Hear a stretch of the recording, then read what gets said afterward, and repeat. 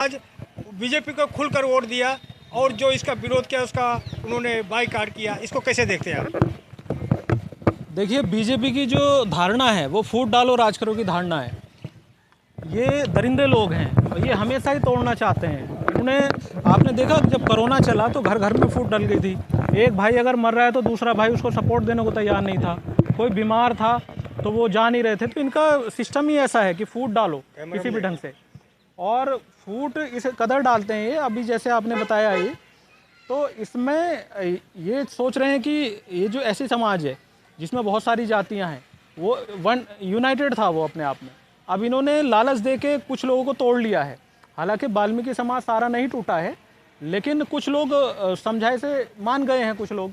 तो इस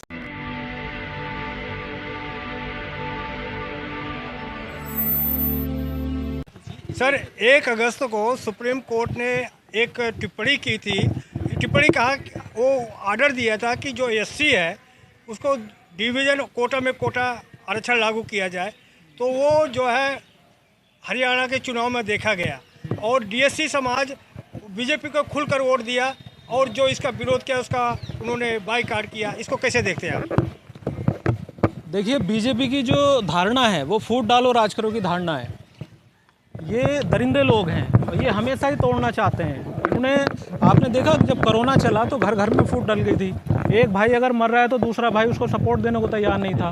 कोई बीमार था तो वो जा नहीं रहे थे। तो इनका सिस्टम ही ऐसा है कि फूट डालो किसी भी ढंग से, और फूट इस कदर डालते हैं ये, अभी जैसे आपने बताया ये, तो इसमें ये सोच रहे हैं कि ये जो ऐसी समाज है जिसमें बहुत सारी जातियां हैं वो वन यूनाइटेड था वो अपने आप में।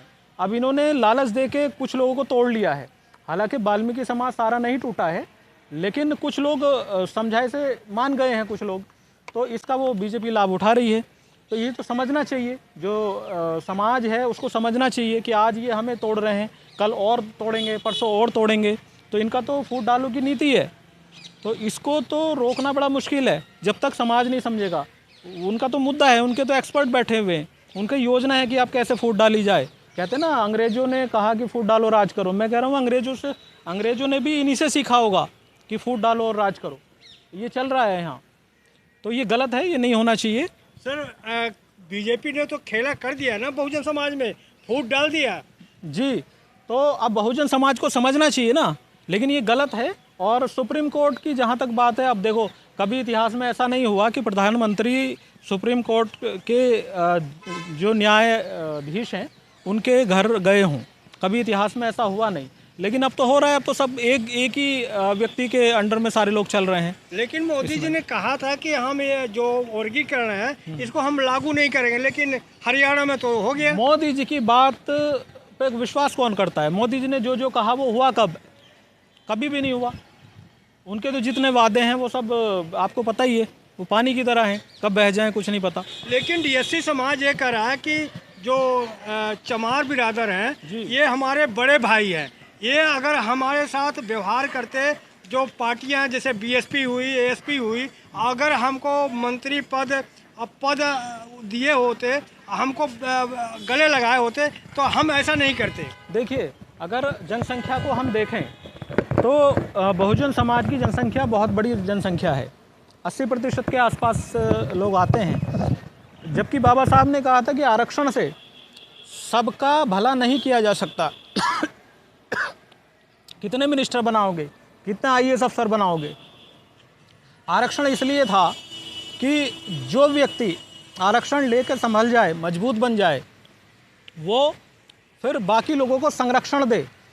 तो अगर दलित कहीं दला जा रहा है तो उसके लिए जिम्मेदार वो लोग हैं जो आरक्षण का लाभ लेकर आज मजबूत हैं। उनको संरक्षण देना चाहिए, वो संरक्षण देने में नाकाम है, इसलिए सारा ये भ्रष्टाचार हो रहा है।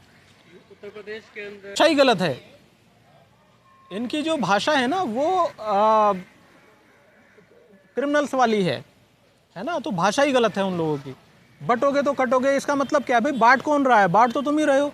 बीजेपी बांट रही है सबको और ऊपर से कह रही है बटोगे तो कटोगे। भाई डरा किससे रहे हैं? ईवीएम को लेकर क्या कहेंगे? ईवीएम का देखिए, ईवीएम में तो घोटाला चल रहा है। कि जिस प्रकार से तो इनका टूल है भ्रष्टाचार फैलाने का। मोदी जी को तो ईवीएम चाहिए, जनता तो चाहिए ही नहीं। तो ईवीएम का मिसयूज ये कर रहे हैं। ईवीएम हैक हो सकती है क्योंकि साइंटिफिक प्रूफ हो चुका है, तो ईवीएम अच्छी मशीन नहीं है। सर DY चंद्रचूड़ ने कहा है कि मैं जो अयोध्या के मामले में निर्णय दिया था तो वो हम भगवान से प्रार्थना किया था, तो जो है हमें बता निर्णय लिखने के लिए, तब उसी आधार पे हमने निर्णय लिया। क्या कहेंगे इस पर? देखिए, भगवान के नाम पे जितना बुरा ये लोग कर रहे हैं ना, इतना कभी नहीं हुआ। इस पे पहले भी मैंने एक बयान दिया था कि श्री राम मोदी जी से छोटे हैं, है ना। पूरा इन्होंने बेइज्जती करके डाल दी है। मैं किसी धर्म के खिलाफ नहीं हूँ, लेकिन किसी भी धर्म का अपमान होना वो गलत है। धर्म धारणा से बनता है और राजनीति अलग और धर्म अलग होना चाहिए। आज मैं देख रहा हूँ कि हमारे खून पसीने की कमाई से, जनता के खून पसीने की कमाई से हमारी संसद चलती है, उसका पैसा हम लोग भरते हैं, जनता भरती है, और वहाँ ये चटकुल्ले सुनाते हैं, वहाँ ये लोग चौपाई सुनाते हैं। क्या चौपाई सुनाने के लिए हम लोग टैक्स देते हैं इनको? जबकि मुद्दा वहाँ विकास का होना चाहिए, डेवलपमेंट का होना चाहिए। आज की तारीख में सारा कुछ जो है धर्म के हिसाब से ही चल रही है। धर्म को, हाँ, धर्म को धंधा बना दिया है इन लोगों ने, जबकि ये गलत है। धर्म आस्था का विषय है। देखिए, हमें काम करने के लिए जो देवालय, हमें काम करने के लिए जो कर्मस्थली, उसमें 10-11 घंटे चाहिए, 12 घंटे भी लोग काम करते हैं। लेकिन मंदिर, मस्जिद, गुरुद्वारे में हम कितना, सुबह 10 मिनट जाते हैं, 15 मिनट जाते हैं। तो व्यवस्था इन लोगों को कायम करनी नहीं आती। इसलिए ज़रूरी है कि जनता समझे और बीजेपी सरकार जितनी जल्दी हटा सकते हैं इसको हटाएं, और जो अच्छे लोग हैं, जो क्रांतिकारी लोग हैं, उनको आगे जनता मौका दे ताकि वो अच्छे काम करें। वरना जनता टैक्स भरती रहेगी, जनता का शोषण होता रहेगा, और ये लोग चौपाई और अपना गुलछर्रे उड़ाते रहेंगे संसद में। जनता के पैसे से ये ऐशोआराम करते रहेंगे। जनता महंगाई से त्रस्त हो रही है। घर में लोगों के राशन नहीं होता, घर में लोगों के लिए गैस नहीं होती है। गैस के सिलेंडर के भाव इतने बढ़ा दिए हैं। महंगाई कौन कम करेगा? महंगाई किसकी जिम्मेदारी है? सरकार की जिम्मेदारी है। तो ये भ्रष्ट दरिंदी सरकार है। ये जो लोग बैठे हुए हैं, इनके आगे पीछे तो कोई है नहीं है, तो ये क्या जाने।